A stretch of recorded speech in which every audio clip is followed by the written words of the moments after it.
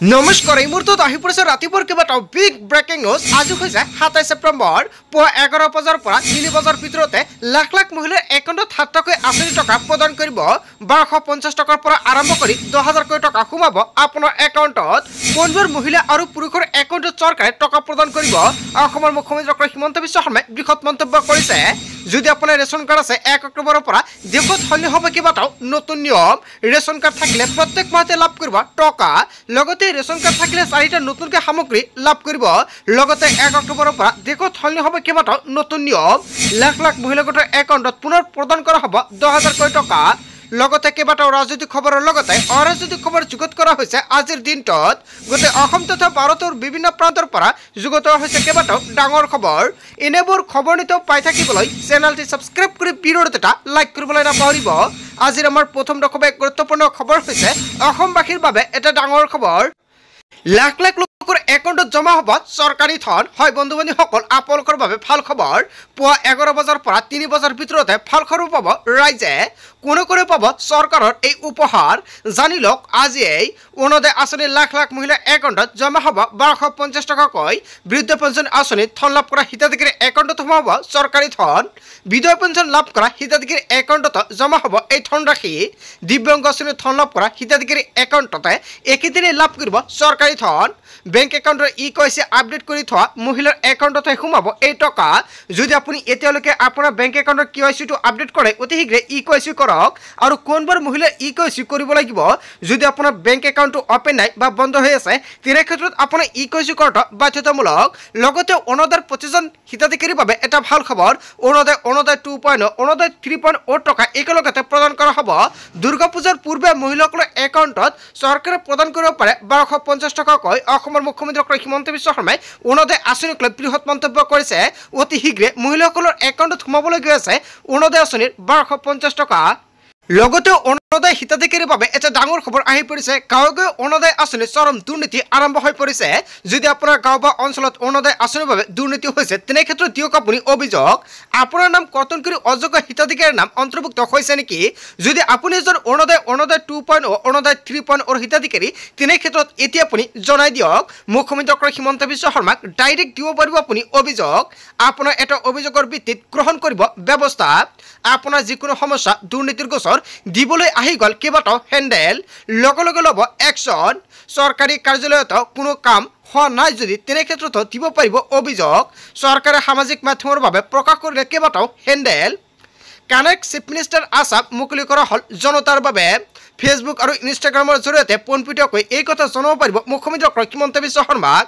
ইমেইলৰ জৰিয়তেও সকলো কথা জনাব পাৰিব মুখ্যমন্ত্ৰী ডক্টৰ হিমন্ত বিশ্ব শৰ্মাক। হয় বন্ধু বান্ধৱীসকল, যদি অৰুণোদয় আঁচনি ৰেচন কাৰ্ড চৰকাৰী ঘৰ যিকোনো আঁচনিৰ বিষয়ত যদি দুৰ্নীতি হৈছে তেনে ক্ষেত্ৰত লগে লগে মুখ্যমন্ত্ৰী ডক্টৰ হিমন্ত বিশ্ব শৰ্মাক জনাই দিয়ক।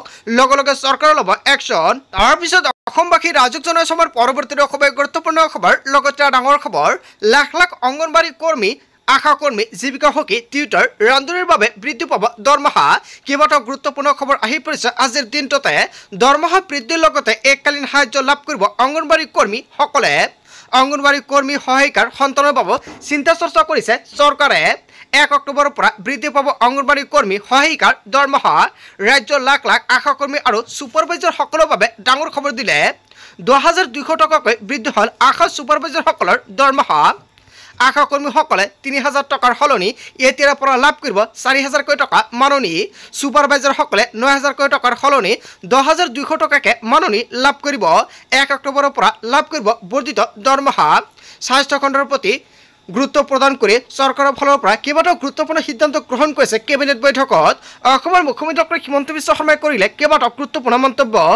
তাৰপিছত অসমবাসী ৰাজক জনাই সময়ৰ পৰৱৰ্তী খুবেই গুৰুত্বপূৰ্ণ খবৰ। লগতে ডাঙৰ খবৰ, সম্পূৰ্ণ সলনি হ'ব বিনামূলীয়া ৰেচন লোৱাৰ নতুন নিয়ম। 1 অক্টোবৰৰ পৰা সম্পূৰ্ণ সলনি হ'ব ৰেচন সংগ্ৰহৰ নতুন নিয়ম। আপোনাৰ ৰেচন কাৰ্ড আছে নেকি? যদি আছে তেনে ক্ষেত্ৰত ভিডিঅ'টো সম্পূৰ্ণকৈ চাওক, কিয়নো ৰেচন কাৰ্ড থাকিলে কেইবাটাও নতুন নিয়ম সলনি হ'ব।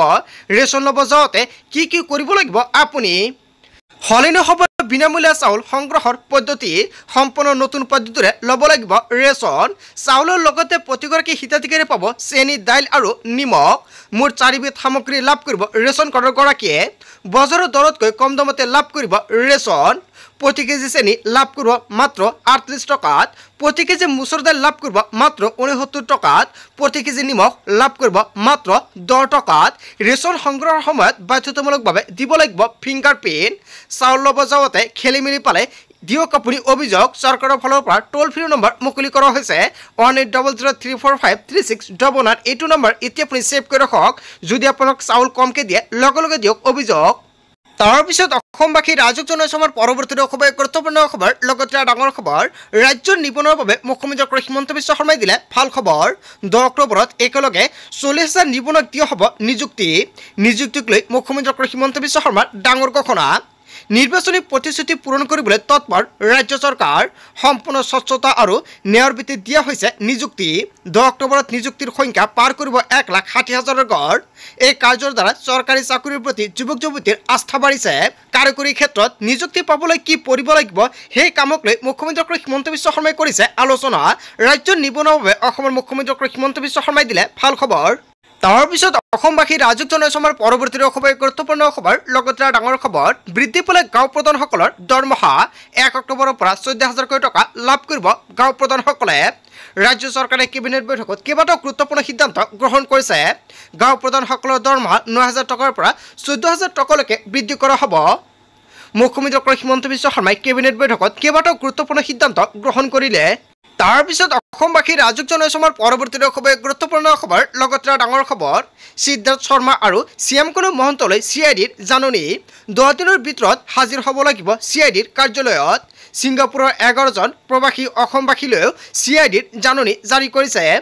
অন্যথা সকলোৰে বিৰুদ্ধে জাৰি কৰা হ'ব লুক আউট নটিচ।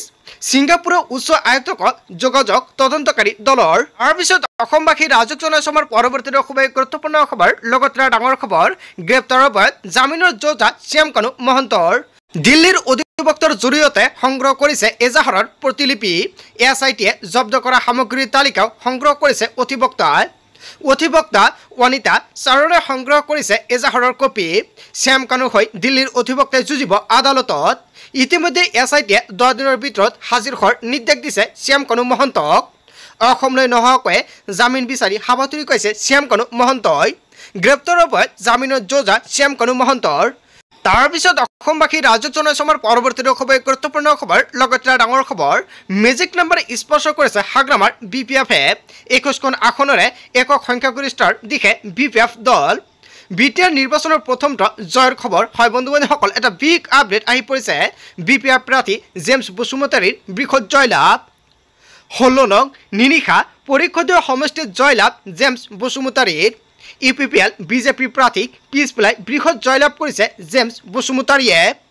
এই পৰ্যন্ত BJP দলৰ বৃহৎ অগ্ৰগতি। BTC নিৰ্বাচনৰ 10খন আসনেৰে দ্বিতীয় স্থানত সাহসীয় দল BJP। 9খন আসনেৰে তৃতীয় স্থানত আছে UPPLৰ দল। মেজিক নাম্বাৰ স্পৰ্শ কৰিছে হাগ্ৰামাৰ BPFে। তাৰপিছত অসমবাসী ৰাজক জনাইছে আমাৰ পৰৱৰ্তী খবৰ, গুৰুত্বপূৰ্ণ খবৰ, লগতে ডাঙৰ খবৰ। BTC নিৰ্বাচনত ভোট গণনাৰ মাজতে উত্তপ্ত পৰিস্থিতিৰ সৃষ্টি হৈছিল। ফকীৰগ্ৰাম সমষ্টিৰ ভোট গণনা হলত ভয়ংকৰ ঘটনা সংঘটিত হৈছিল। বিজেপি প্ৰাৰ্থীৰ সমৰ্থনত পুলিং অফিচাৰে কাম কৰাৰ অভিযোগ উত্থাপিত হৈছে। নাকচ চহৰত BJPৰ সমৰ্থনত কাউণ্টাৰ কৰাৰ অভিযোগ উত্থাপিত। GSPৰ কাউণ্টিং এজেণ্ট আনিলে এই বিস্ফোৰক অভিযোগ। হয় বন্ধু বান্ধৱীসকল, এটা বিগ ব্ৰেকিং নিউজ আহি পৰিছে, কিয়নো GSPৰ কাউণ্টিং এজেণ্টে আনিলে এই বিস্ফোৰক অভিযোগ। অভিযোগৰ পাছতে ভোট গণনা কেন্দ্ৰত হুলস্থুলীয়া পৰিৱেশৰ সৃষ্টি হয়। ভোট গণনা কেন্দ্ৰত আৰক্ষীৰ উপস্থিতিত পৰিস্থিতি নিয়ন্ত্ৰণৰ চেষ্টা কৰা হয়। চতুৰ্থ ৰাউণ্ডৰ অন্তত মেজিক নাম্বাৰ স্পষ্ট কৰাৰ দিশে BPF দল। BTC নিৰ্বাচনৰ ভোট গণনাৰ মাজতে উত্তপ্ত পৰিস্থিতি। তাৰপিছত অসমবাসী ৰাজক জনাইছে আমাৰ পৰৱৰ্তী খবৰ, গুৰুত্বপূৰ্ণ খবৰ, লগতে ডাঙৰ খবৰ। জুবিনৰ ন্যায়ৰ দাবীত নিশা হিংসাত্মক প্ৰতিবাদ। CIDৰ বাহনৰ ভঙাৰ অপৰাধত 9 জনক গ্ৰেপ্তাৰ কৰা হৈছে। সিদ্ধাৰ্থৰ গড়ৰ বাহিৰত প্ৰশাসনৰ বাহনলৈ দলিয়াইছিল শিলগুটি। একাংশ প্ৰতিবাদকাৰীয়ে আৰক্ষীক প্ৰহাৰৰ অভিযোগ উত্থাপিত হৈছে। বিক্টৰ দাস, অজয় ফুকৰৰ লগতে মুঠ 9 জনক গ্ৰেপ্তাৰ কৰা হৈছে। হয় বন্ধু বান্ধৱীসকল, এটা বিগ আপডেট আহি পৰিছে। আজিৰ ভিডিঅ'টো সকলোৱে বেছি বেছিকৈ শ্বেয়াৰ কৰি দিয়ক, কিয়নো ফটাশীল আমবাৰী থানাত গোচৰ ৰুজু কৰিছিল CIDয়ে। জুবিনৰ ন্যায়ৰ দাবীত নিশা হিংসাত্মক ঘটনাৰ সৃষ্টি হৈছিলে আৰু তাৰ পিছত 9জনক গ্ৰেপ্তাৰ কৰা হৈছে। এটা ডাঙৰ খবৰ আহি পৰিছে, আজিৰ ভিডিঅ'টো সকলোৱে বেছিকৈ শ্বেয়াৰ কৰি দিব। তাৰ পিছত অসমবাসী ৰাজুক জনসমাৰ পৰৱৰ্তী খুবেই গুৰুত্বপূৰ্ণ খবৰ, লগতে ডাঙৰ খবৰ জাষ্টিছ ফৰ জুবেন। জনতাৰ মিছিলত কঁপিছে অসম, ধৰিবলগীয়া কাক ধৰিছে কাক আৰক্ষীয়ে। জাষ্টিছ ফৰ জুবেন শ্লোগানেৰে বৃহৎ মিছিল। আকাশপথ কঁপি উঠিছে জয় জুবেন দা শ্লোগানেৰে। জুবেন গাৰ্গৰ মৃত্যুৰ ঘটনাত CBI তদন্তৰ দাবী কৰিছে জনতাই। কেতিয়া ন্যায় পাব জুবেন গাৰ্গে? জনতাৰ মিছিলত কঁপিছে অসম। হয় বন্ধু বান্ধৱীসকল, ৰাজ্যজুৰি ডাঙৰ প্ৰতিক্ৰিয়াৰ সৃষ্টি কৰিছে জুবেনৰ অনুৰাগীসকলে। আজিৰ ভিডিঅ'টো সকলোৱে বেছিকৈ শ্বেয়াৰ কৰি দিয়ক। তাৰপিছত অসমবাসী ৰাজুক জনসমাৰ পৰৱৰ্তী খুবেই গুৰুত্বপূৰ্ণ খবৰ, লগতে ডাঙৰ খবৰ অসমবাসীৰ হাৰ্টথ্ৰব জুবেন গাৰ্গে ন্যায় পাবই লাগিব। জুবেন দাৰ সৈতে সংঘটিত দুৰ্ভাগ্যজনক ঘটনাৰ সৈতে কোনো তথ্য থাকিলে শীঘ্ৰে আপুনি প্ৰদান কৰক। CIDয়ে মুকলি কৰিছে ইমেইল ID। ইমেইলটো হৈছে digcid@assampolice.gov.in। যিকোনো বিশ্বাসযোগ্য যদি আপোনাৰ হাতত তথ্য আছে তেনে ক্ষেত্ৰত এতিয়া আপুনি প্ৰদান কৰক, আৰু যদি নাথাকে তেনে ক্ষেত্ৰত ভিডিঅ'টো আপুনি শ্বেয়াৰ কৰি দিয়ক, কিয়নো যাৰ হাতে তথ্য আছে যাতে সেইজন ব্যক্তি প্ৰদান কৰিব পাৰে ইমেইল যোগে। তাৰপিছত অসমবাসী ৰাজুক জনসমাৰ পৰৱৰ্তী খুবেই গুৰুত্বপূৰ্ণ খবৰ, লগতে ডাঙৰ খবৰ জুবেন গাৰ্গৰ 1 কোটি টকা ঘূৰাই দিব বংকিম ৰায় মেধিয়ে। জুবেন গাৰ্গ আছিল বংকিম ৰায় মেধিৰ ব্যৱসায়িক সহযোগী। ব্যৱসায়ী বংকিম ৰায় মেধিয়ে জুবেন গাৰ্গৰ সৈতে বৃন্দাবন মাৰ্কেট আৰম্ভ কৰিছিল। সেই অনুসৰি ব্যৱসায়িক লেনদেন হৈছিল তেওঁলোকৰ মাজত। 1 কোটিতকৈ অধিক টকা গৰিমা গাৰ্গক ঘূৰাই দিব বংকিম ৰায় মেধিয়ে। জুবেন গাৰ্গৰ প্ৰাপ্য ধন আৰু কাৰ কাৰ হাতত আছে, এতিয়া এটা ডাঙৰ প্ৰশ্ন উত্থাপিত হৈছে। ক'ত জুবেন গাৰ্গৰ প্ৰাপ্য ধন আৰু কাৰ কাৰ হাতত আছে? ক'ত আছিল জুবেন গাৰ্গৰ কষ্ট উপাৰ্জিত ধনৰাশি? জুবেন গাৰ্গৰ 1 কোটি টকা ঘূৰাই দিব বংকিম ৰায় মেধিয়ে। হয় বন্ধু বান্ধৱীসকল, এটা বিগ আপডেট আহি পৰিছে। গোটেই অসম তথা ভাৰতৰ বিভিন্ন প্ৰান্তৰ পৰা যুগুত হৈছে কেইবাটাও ডাঙৰ খবৰ। এনেবোৰ খবৰ নিতৌ পাই থাকিবলৈ চেনেলটি ছাবস্ক্ৰাইব কৰি ভিডিঅ'টো এটা লাইক কৰিবলৈ নাপাহৰিব। So thank you for watching full video.